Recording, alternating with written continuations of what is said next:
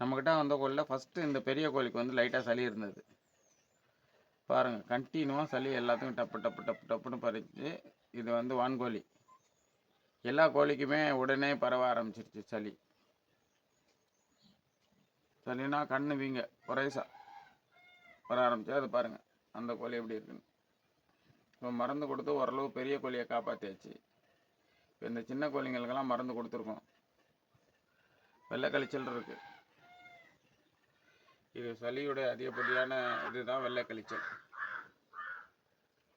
இது மற்றதுக்கு பரவாமல் தடுக்கணும். ஏன்னா ரொம்ப சீக்கிரமே பரவிடும். இதுக்கான மெடிசன் இந்த பாருங்கள், ஒரு சைடு கண்ணு வீங்கியிருக்கும் சளினால். பார்த்தீங்கன்னா தெரியும், இந்த கண்ணு நல்லாயிருக்கும், அந்த சைடு ஒரு மாதிரி இருக்கும்.